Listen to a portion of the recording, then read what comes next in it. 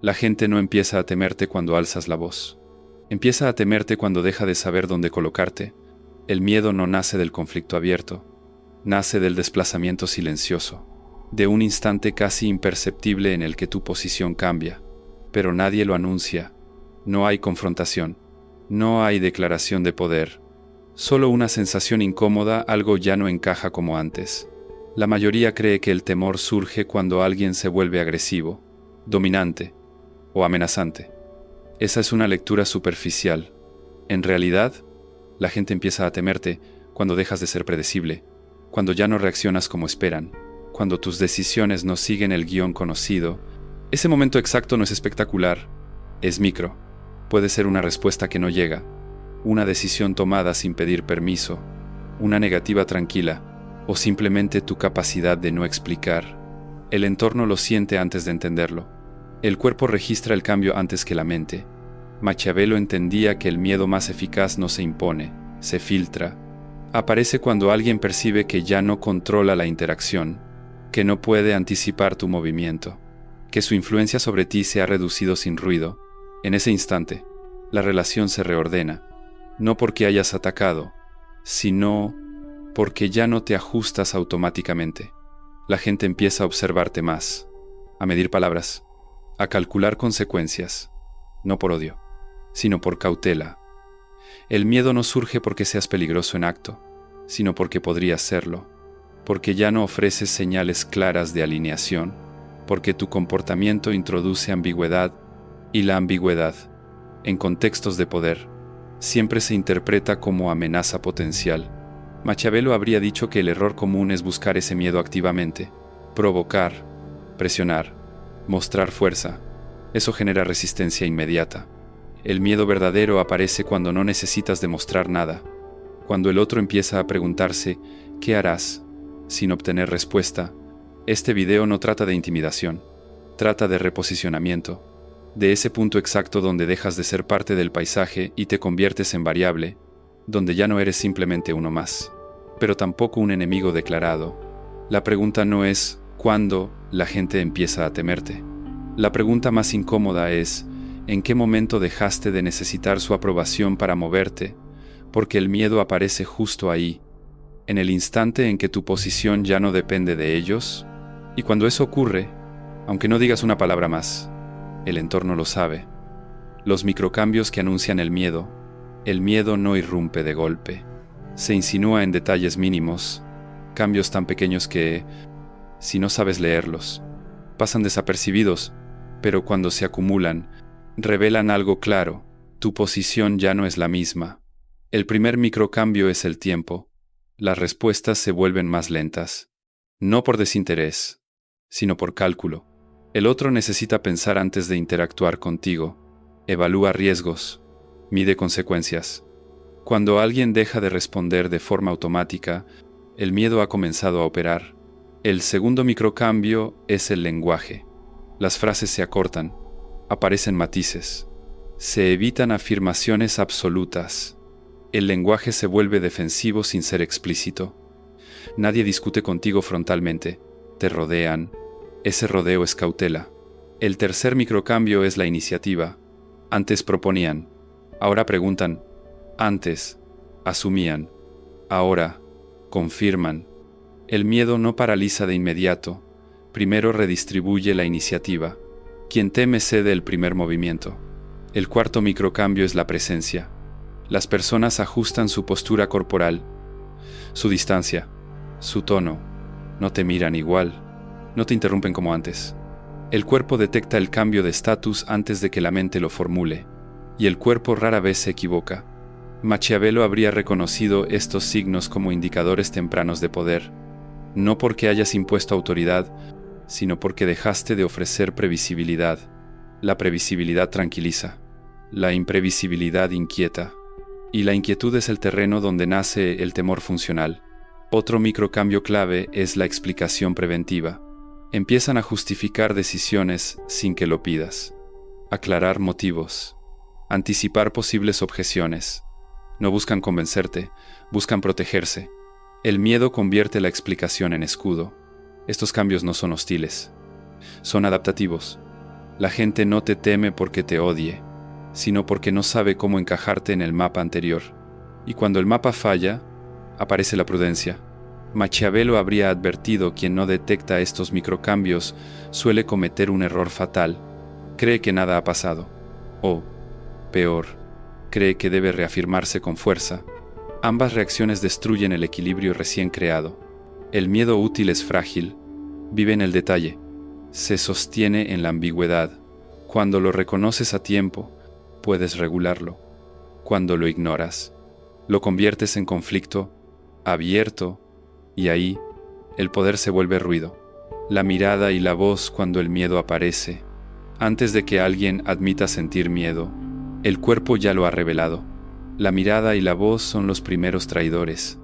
No mienten bien, porque no están controlados por el discurso consciente, sino por el sistema nervioso. El primer cambio aparece en la mirada. Ya no es directa ni relajada, dura menos, se fragmenta, alterna entre observarte y evitarte. No porque te desprecie, sino porque no quiere exponerse demasiado. La mirada prolongada es un acto de igualdad. Cuando se acorta, aparece la asimetría. Luego surge la vigilancia periférica. Te observan cuando creen que no los ves. Buscan señales, microreacciones. El miedo no necesita amenaza explícita, necesita incertidumbre.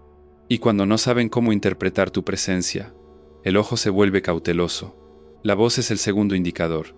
Cambia el ritmo antes que el contenido. Se vuelve más lenta o excesivamente cuidadosa. Aparecen pausas innecesarias. Se reducen las afirmaciones firmes. El tono se ajusta para no provocar. No buscan dominar la conversación. Buscan no equivocarse. Machiavelo habría leído esto con precisión quirúrgica. Para él, el respeto verdadero no se medía en palabras, sino en cómo el otro regula su expresión en tu presencia. Quien no teme, habla sin medir. Quien empieza a temer, administra cada sílaba. Otro signo claro es la pérdida de espontaneidad. Antes bromeaban, ahora son formales. Antes interrumpían, ahora esperan. El humor desaparece porque el humor exige confianza, y el miedo reemplaza la confianza por cálculo. La voz también delata sumisión incipiente cuando aparece la búsqueda de validación. ¿Te parece bien? ¿Qué opinas? ¿Solo para confirmar? Estas frases no buscan consenso, buscan seguridad. El miedo empuja a pedir permiso incluso cuando no es necesario. Lo importante es entender esto: el miedo no convierte al otro en enemigo, lo convierte en observador cauteloso.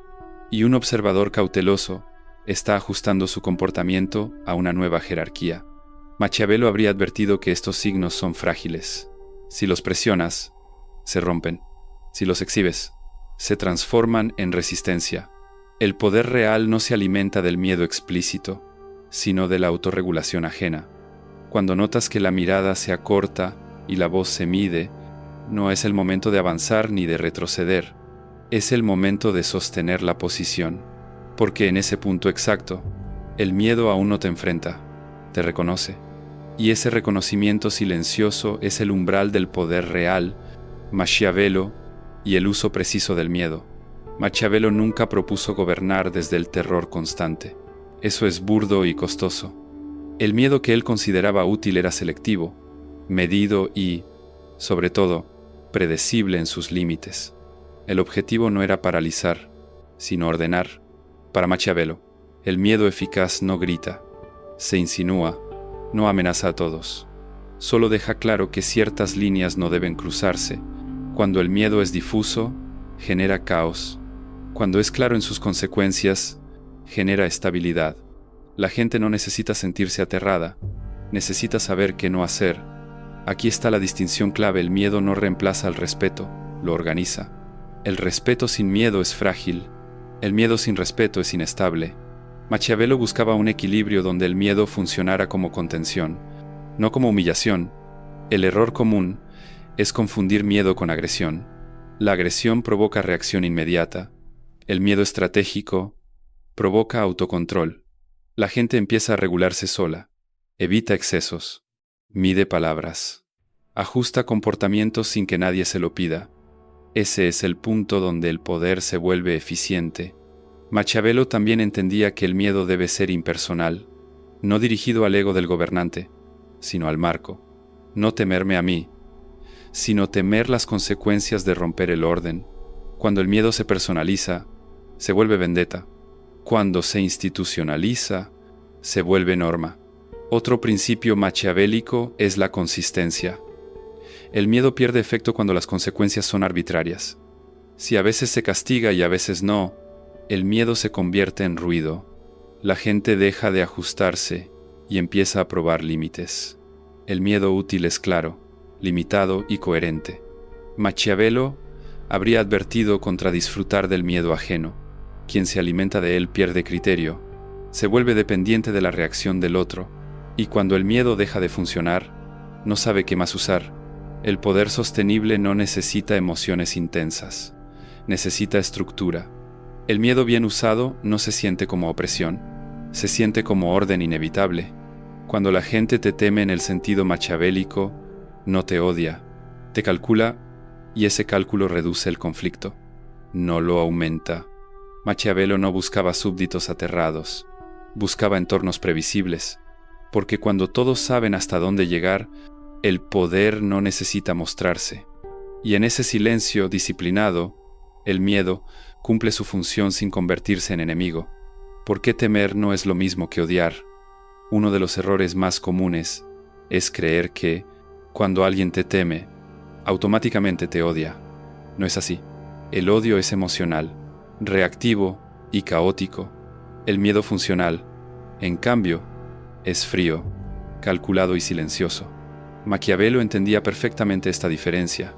El odio busca confrontación, quiere desahogo, venganza, ruptura. El miedo busca previsibilidad, quiere saber hasta dónde puede llegar sin consecuencias. Por eso, el odio empuja al conflicto abierto, mientras que el miedo, bien dosificado, reduce fricción. Cuando alguien te odia, deja de medirte, ataca, provoca, se expone. Cuando alguien te teme, hace lo contrario, observa, calcula y se contiene. El miedo no elimina la interacción, la ordena. Introduce distancia funcional sin necesidad de hostilidad. Maquiavelo prefería ser temido que amado, no porque despreciara el afecto, sino porque el miedo es más estable que la simpatía. El amor depende del estado emocional, el miedo depende de la evaluación de riesgo, y el riesgo se calcula incluso cuando las emociones cambian. Aquí aparece una clave importante. El miedo no necesita animosidad. Basta con que el otro perciba que romper el equilibrio le costará algo. No hace falta humillar, castigar ni amenazar. El simple hecho de no ser fácilmente manipulable ya genera una forma básica de temor. El odio surge cuando el miedo cruza ciertos límites, cuando se vuelve impredecible, personal o humillante, cuando el otro siente que no hay reglas claras. Maquiavelo habría advertido que ese es el punto peligroso. El miedo sin marco se transforma en resentimiento. Por eso, el miedo útil siempre es impersonal, no se dirige al ego del otro, no busca someterlo emocionalmente, solo establece un perímetro. Dentro de ese perímetro, la interacción continúa. Fuera de él, las consecuencias son claras. La gente no odia a quien le impone límites claros, odia a quien los cambia arbitrariamente. Cuando el miedo es coherente, no genera rencor, genera prudencia. Y la prudencia es una forma de respeto silencioso, no busca destruirte, busca evitarte problemas. Maquiavelo no buscaba ser amado ni odiado, buscaba ser tomado en serio. Y ser tomado en serio implica que otros ajusten su conducta en tu presencia, no que te admiren ni que te detesten. Si notas que la gente te mide, te calcula y te evita conflictos innecesarios. No te odian, te temen lo suficiente como para respetar el marco, y ese tipo de miedo, bien gestionado, es uno de los pilares más sólidos del poder duradero. Cuando el miedo cruza el umbral peligroso, el miedo es útil solo hasta cierto punto. Más allá de ese umbral, deja de ordenar y empieza a corroer.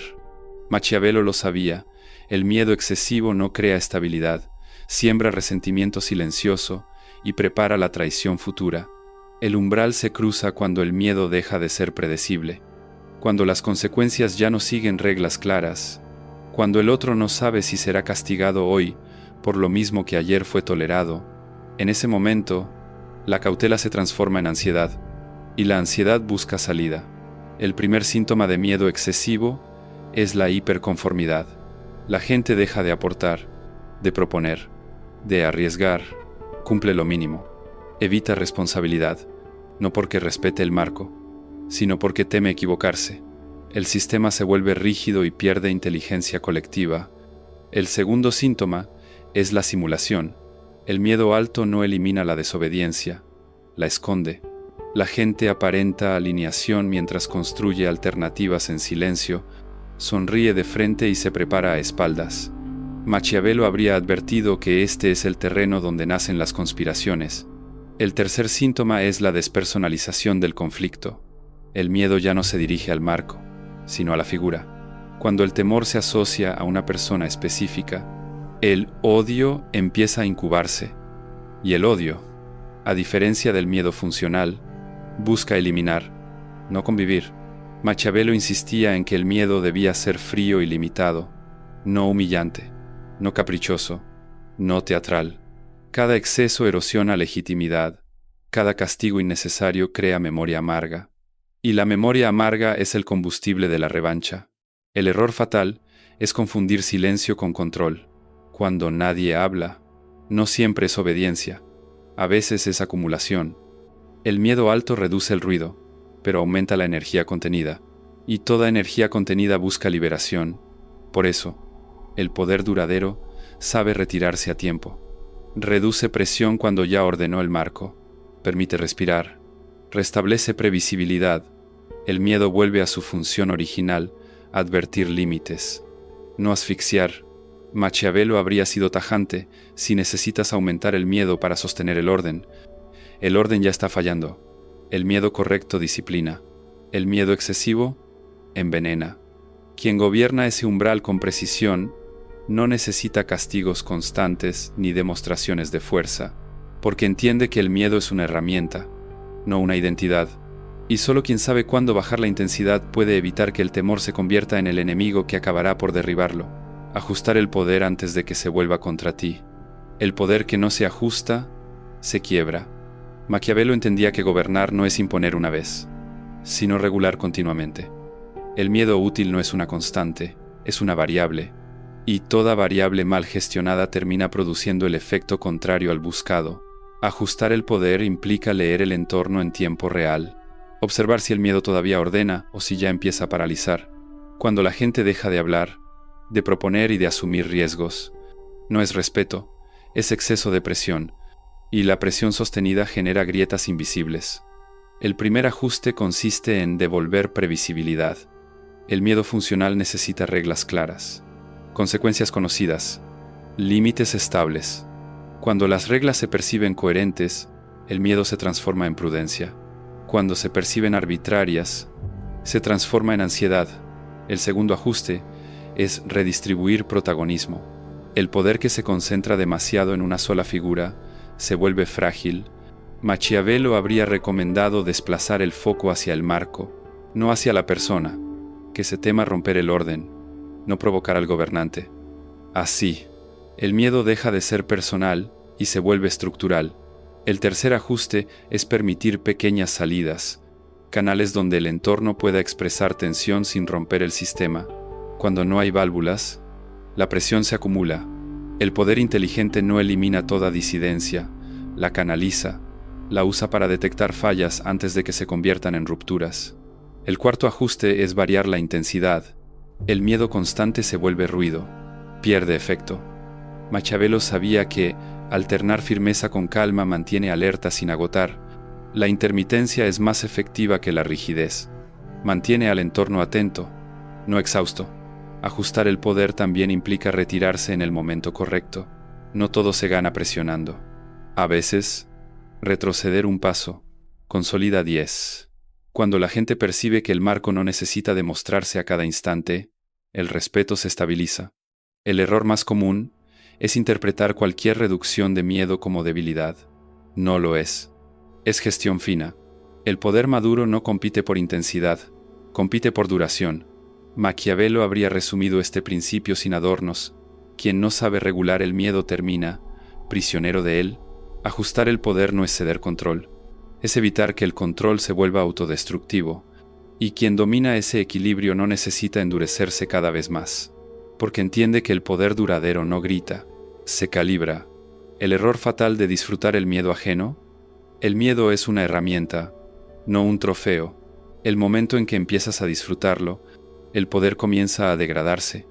Maquiavelo habría considerado este punto como el inicio silencioso de la caída. Disfrutar el miedo del otro produce una distorsión peligrosa, te hace confundir reacción con control. Cuando ves a los demás callar, retroceder o medirse, puedes creer que el orden está asegurado. En realidad, solo está contenido, y todo lo contenido busca salida. El primer efecto del disfrute es la ceguera estratégica. Dejas de leer señales finas. Interpretas silencio como lealtad, obediencia como estabilidad. No distingues entre prudencia y resentimiento. El miedo deja de ser indicador y se convierte en anestesia. El segundo efecto es la escalada innecesaria. Cuando el miedo ya ordena, no hace falta aumentar presión, pero quien disfruta ese poder suele hacerlo. Endurece el tono, reduce márgenes, humilla de forma sutil. Cada gesto añade una capa de memoria amarga, y la memoria amarga no olvida. Maquiavelo advertía que el miedo útil es impersonal en el momento en que se vuelve emocional, ligado al placer del gobernante. Se transforma en provocación. El entorno ya no teme al marco, teme al capricho, y el capricho es impredecible, por tanto, intolerable a largo plazo. Otro error es exhibir el miedo, mostrar que sabes que te temen, aludirlo, usarlo como argumento. Eso rompe el equilibrio. El miedo funcional es tácito. Cuando se nombra, se politiza. Cuando se politiza, se organiza en contra. Disfrutar el miedo también crea dependencia. Empiezas a necesitar esa reacción para sentir control. Cuando no aparece, te inquietas, buscas provocarla. Y en ese momento, el poder deja de ser herramienta y se vuelve muleta emocional. Maquiavelo habría sido tajante: quien se alimenta del miedo termina gobernando desde él, y gobernar desde el miedo propio es gobernar mal, porque el miedo nubla el juicio, acelera decisiones, elimina paciencia, empuja a castigos innecesarios que solo siembran oposición futura. El poder duradero no necesita satisfacción inmediata, necesita frialdad. El miedo bien gestionado ordena, el miedo disfrutado corrompe. Y cuando el gobernante confunde el silencio ajeno con victoria personal, ya no está controlando el sistema. El sistema está esperando el momento exacto para cobrarse la factura. El poder que no necesita ser temido todo el tiempo. El miedo puede abrir espacio, pero no puede sostenerlo solo. El poder verdaderamente duradero aparece cuando el temor deja de ser el eje central y se convierte en un elemento secundario dentro de una estructura más amplia. Maquiavelo entendía que el miedo es un mecanismo de inicio, no de permanencia.